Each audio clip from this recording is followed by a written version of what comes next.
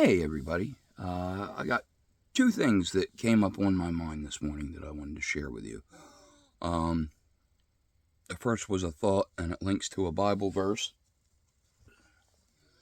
So we're going to go to James chapter 1, verses 2 through 8. Okay, ready for this one? My brethren, count it all joy when you fall into various trials, knowing that the testing of your faith produces patience. But let patience have its perfect work, that you may be perfect and complete, lacking nothing. If any of you lacks wisdom, let him ask of God, who gives to all liberally and without reproach, and it will be given to him. But let him ask in faith, with no doubting, for he who doubts is like a wave of the sea, driven and tossed by the wind. For let not that man suppose that he will receive anything from the Lord. He is a double-minded man, unstable in all his ways.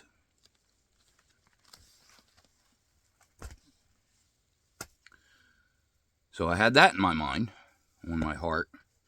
And the other thing that happened was, I was starting the morning routine, and I went to go take the trash out, and I tripped coming down the step. And, I caught myself, and it was fine, but I had that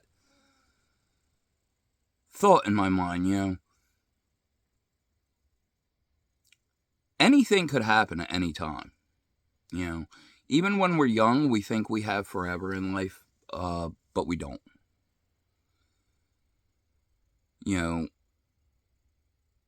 That fall could have led to something worse, or, when I went to go take the trash out, a car going by could have hit me, putting the cans out, or, I've already had 3 heart attacks, so another one is kind of an eventuality.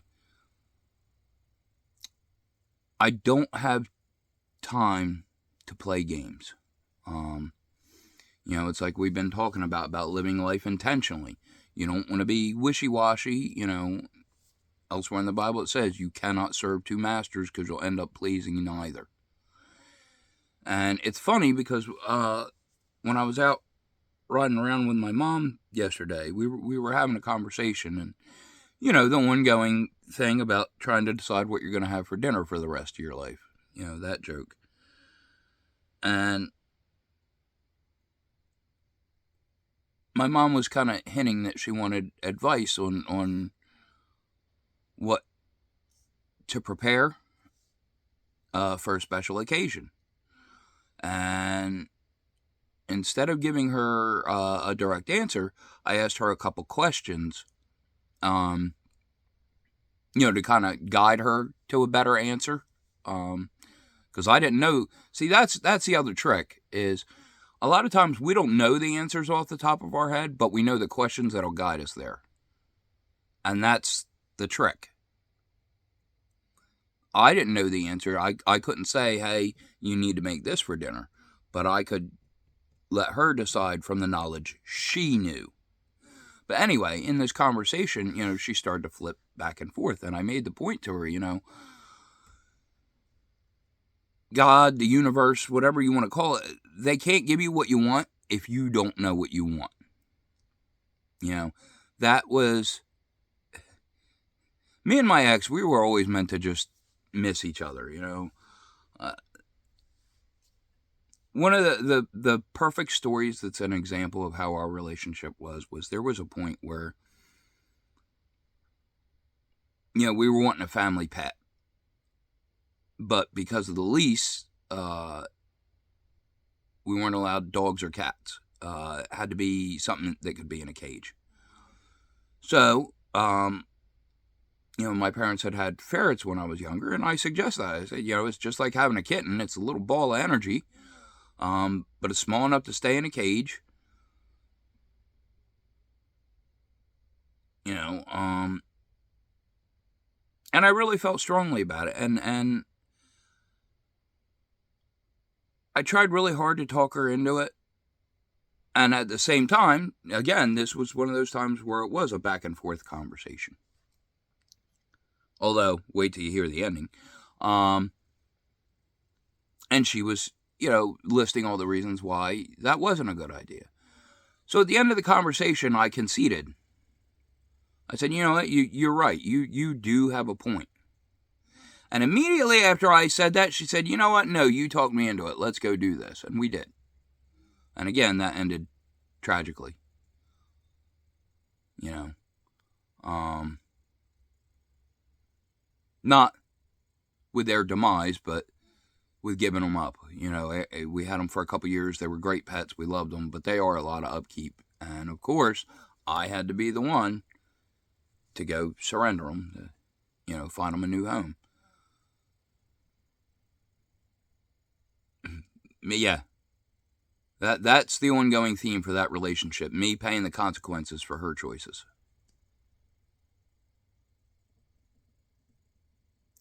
And I'm glad it's over, because she made some really crap choices.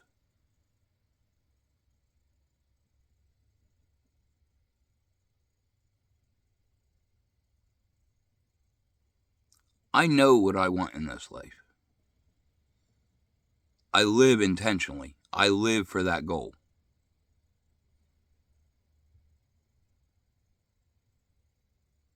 I want to serve God and find peace for myself. That's it in a nutshell.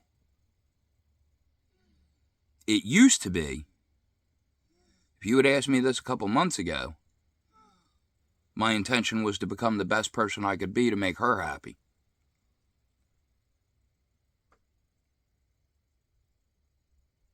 And that was a mistake. Not to be insulting to her or the relationship, but that's just the reality. That's the facts. She was far too indecisive. She wanted to live too worldly. She wanted to live to impress. You know, anytime anything was going on between us, she went to the group chat, to the girl group.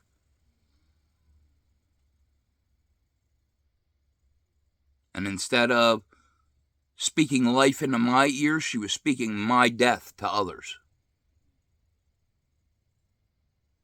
And then wanted to hold me responsible for the end result, which, again, accountability, it is up to me. But that's the point. It was when I realized that I had to give up the ghost of chasing her and live for myself that I could get myself out of the hole that I was in. And that's what I'm doing now. I'm living intentionally. I'm getting projects done because there's an end goal, an end game. You know, when I was with her, the end game was a successful marriage. She didn't want that. She made that abundantly clear. And that's fine. But I'm done sacrificing my dreams for her selfish interest. Because beginning to end, that was literally the only consistency in that relationship. That was 11 years. But whenever she was faced with a choice, she would absolutely serve her selfish interest instead of serving the relationship, instead of serving us. It was always what she wanted instead of what we needed. You know, like this is a great example. Right now my life is complicated, and I don't get a lot of free time. I'm a caretaker. My mom is off for a month because of the work she does. And this could have been, when we had that good weekend. I was telling her, like, this is the time, let's take this seriously. Let's make the repairs that we need to make to move forward. And she chose to go do her own selfish thing. Instead of taking the opportunity to take time, to work together and make it right, she wanted to go run off and do her own thing.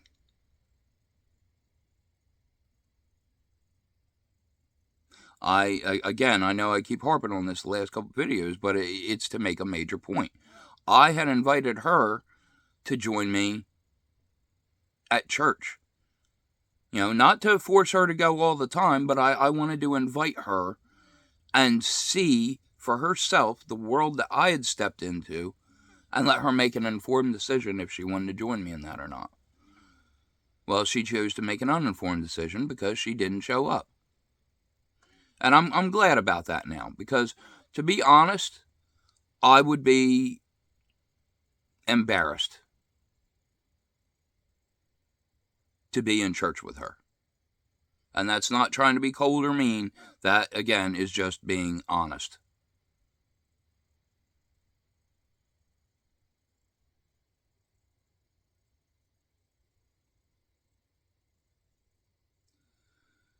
And then, there was two of the kids graduated back to back.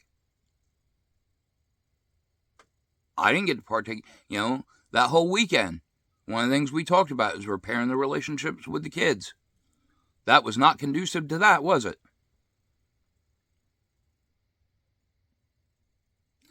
And the more I think about these things, the easier it is getting to let go.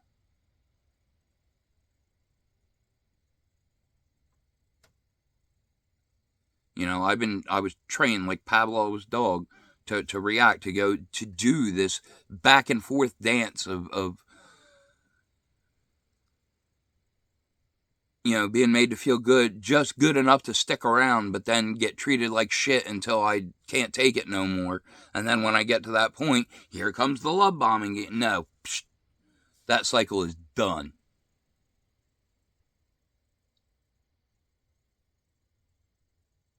I only ever asked her one thing in that entire relationship: do not make me an afterthought. And that was that she made that her end goal. And the sad thing is I even understand it. A lot of people think it's a miscommunication, and it is, but it's from the wrong perception. She has projected her father onto me. And she has no respect for him. Because whatever happened in her childhood, and I have my speculations, but that's all it is, so I'm not going to speak on it. But whatever happened in her childhood, it ended in that result. And she didn't want to break the cycle. She wanted to repeat the cycle.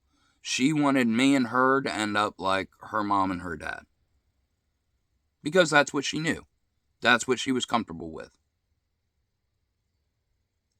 I want something different. My mom and dad, they didn't make it. They divorced when I was still a toddler. I don't want to repeat that. I want to put the time and effort into something solid. I want to break these cycles.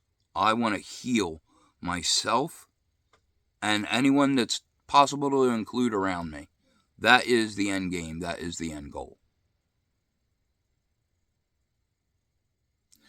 But you can't get to the end game or the end goal until you decide what that is. And then you have to make it something that aligns. Again, you want to breeze through the world a little bit easier. And by easier, I don't mean, things are just going to fall in your lap. Don't get me wrong, it does happen from time to time. But what I mean is a clear conscience. Money can't buy that. Like, literally, money cannot buy that.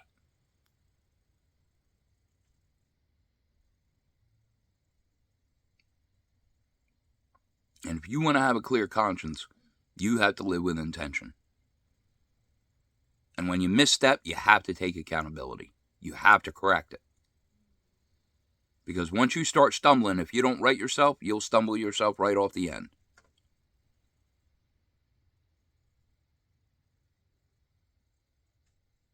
And that's what I was doing.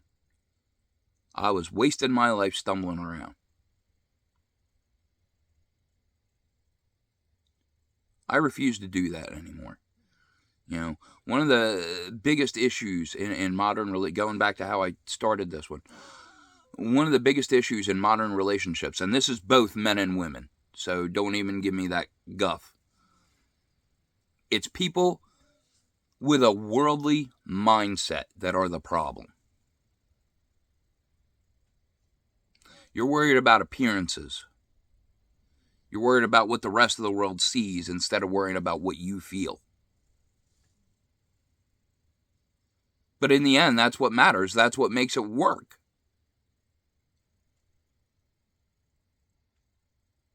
Or in this case, that's what made it not work.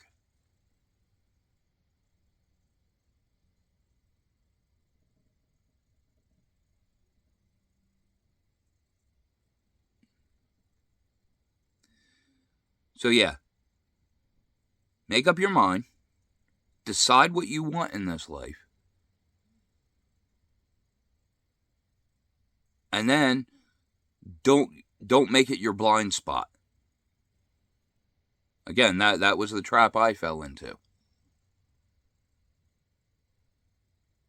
Or at least back in the beginning, when then I overcame it and got to where I'm at. But in the beginning, that was definitely part of it.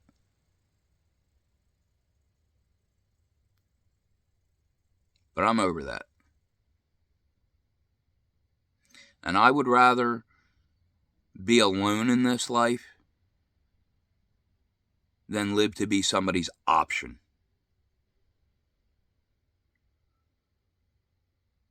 I choose myself. Nobody else in this world was ever going to choose me first, so I had to do it.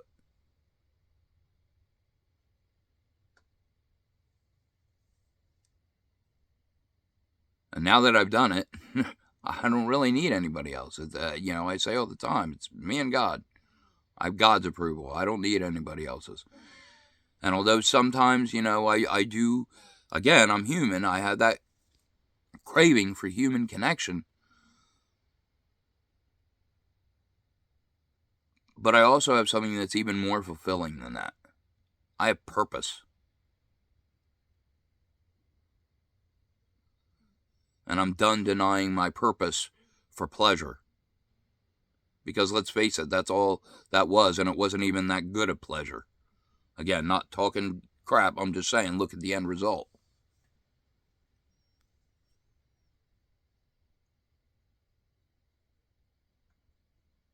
So be very, very careful about the choices you make. Because sometimes you get grace and you get a do-over, but sometimes you got to stand on the consequences of those choices. So make sure it's something you can live with. Right now, I can live with it. I'm not happy about it, but I can live with it.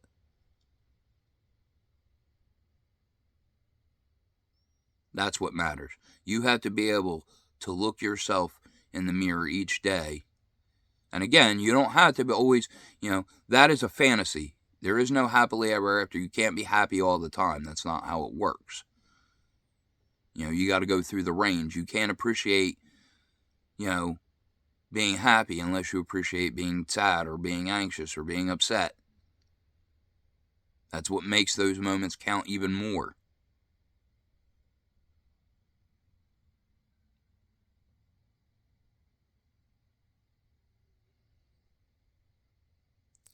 But those are my words of wisdom for the day. Got a lot of work to do today, a few things to juggle. But, as usual, take care of yourself.